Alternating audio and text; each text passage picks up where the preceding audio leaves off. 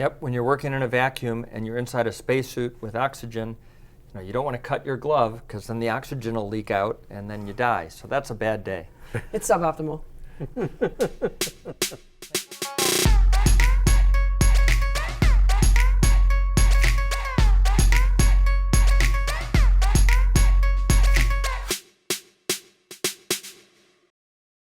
Hi, I'm John Grunsfeld, NASA astronaut. Hi, I'm Christy Hansen, NASA astronaut trainer for spacewalking and flight controller.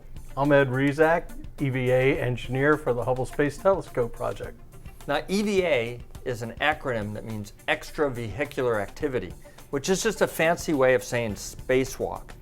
And I was lucky enough to do 8 spacewalks on the Hubble Space Telescope, working with Christy and Ed. The Hubble Space Telescope was designed to be upgraded and fixed on orbit. Occasionally, something would break that wasn't anticipated, and we had to come up with new ways of fixing it. And that was the case on this last mission, the most ambitious of all the Hubble missions, and some of the most difficult spacewalks ever done. The Space Telescope Imaging Spectrograph failed, and we had to figure out a way to fix it on orbit, rather than putting in a whole new scientific instrument, which is what we usually did on Hubble. Unfortunately, the designers of the Space Telescope Imaging Spectrograph never imagined that we would have to open it up in space. And it had hundreds of tiny little screws that we had to remove to access a circuit board to replace it, to bring the instrument back to life. So these are some of the tools that we came up with to be able to do that. We tried to make the tools as astronaut friendly as possible, and one way we had to do that, or that we chose to do that, was using colors to color code the different size fasteners and the fastener bits so the astronauts could easily grab what they need and proceed with the task. How do we pick up an interface and not lose something in orbit? Bit caddy. Which one do you want, John? I'll take a red bit. Okay. Now John's going for the red bit. The STIS had several different fastener types that had to be removed, which required different bits. And the Fastener Capture Plate, which held all the fasteners and kept them from drifting into the optics core of the telescope, was also color coded. So John could match the bit up with the color code on the plate itself.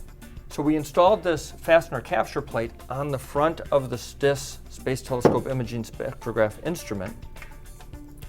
And the reason why we had to use the Fastener Capture Plate is, as Ed said, if I were to remove a screw and let go of it and it floated away, it could damage the telescope.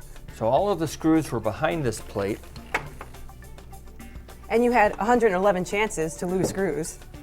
And you would insert the bit through a tiny little hole on the Fastener Capture Plate, engage the head of the screw, undo it, and then when you take the bit out, the screw would float around inside of this little cavity, and the screw was big enough that it wouldn't fit through the hole, and then repeat 111 times. And how do we track all of that, John? Well, like any good spacewalk, we had a set of procedures that you helped write. Exactly. So we had a whole ground team associated with developing the procedures, capturing all the requirements, and flying as an EVA spacewalking checklist on orbit. So when John and Mike Massimino, who actually performed this task on spacewalk number 4, removed each one, we had a requirement that he actually read to the ground, okay, I'm releasing screw number 1, and we would all be on the ground, check screw number 1. Now screw number 2, 111 times to make sure that everything was fully released so that when he went to remove the interface, nothing was stuck. It wasn't stuck onto the telescope. Really amazing, all the complexity to do something as simple as removing hundreds of tiny screws so that we could get access to the circuit board and use another tool to pull it out, put a new one in, put a new cover on with no screws that locked on, and bring that instrument back to life so it can continue looking at black holes and the distant universe. Really pretty amazing. All worked out great.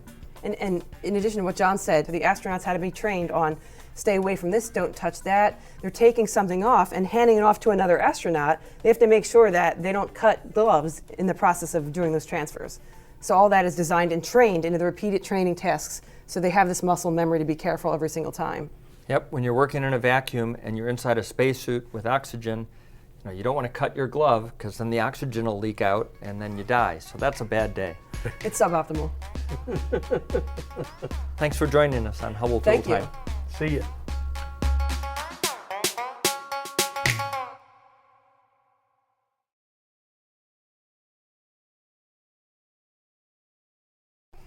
I like all the pretty colors.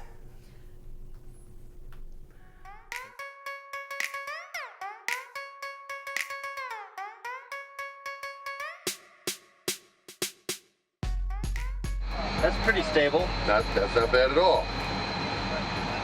It's kind of boring.